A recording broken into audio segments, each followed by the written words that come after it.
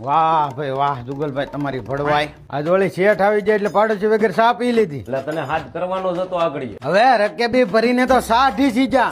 શેઠ બેઠા ને હું તે દેકીરો કર્યો. ગુણ ઓછું કર્યું હોય તે હું યાદ આવું. ચાક આડો દેવો હોય ન્યાય મને બોલાવો. હવે ઘરમાં યારું નીકળે ને તે શેઠ ને કહેજો ઠેકડા મારવા આવે. એટલે ભાઈ શાંતિ રાખની તને આગળ સા કરીને પાઈ દઈ. હવે સામાં નો બકે. હવે તો બાપુને કાચરોટ ભરીને ભજીયા હોય તો જ બકે. એટલે ભજીયા કરવા પણ તેલનો ડબ્બો ખૂટી ગયો. તો પણ ઘરમાં મીની ઘાણી મૂકી જો ને. એટલે મારા ઘરમાં જગ્યા નથી ને એમાં ઘાણી ક્યાં મૂકવી. આપણે સુરત શેઠ ના લગ્ન માં જઈએ ને ત્યારે તમને આપણે રહોડા મુકાય એવી નાની ઘાણી દેખાડું તો જ બકે. કોઈનું માને નહીં જાણે મને જ ખબર પડતી હોય એમાં શું છે કે મશીન દેખાય દેખાણું તમને હવે ઓય ભાવા મારી વાત માને નહીં. રાઈડ હોય કે તલ હોય કે પછી બદામ હોય કે ટોપરું હોય કે પછી તમારે સૂર્યમુખી નું તેલ કાઢવું છે અને આ તેલ તમારી જ નજર સામે તમે જ કાઢો છો એટલે તમને મળે છે કેમિકલ વગરનું ચોખ્ખું તેલ. પછી તમારે જેટલું તેલ જોવે એટલું દાણા પી શકો. ને કહેવાય હું ઘરની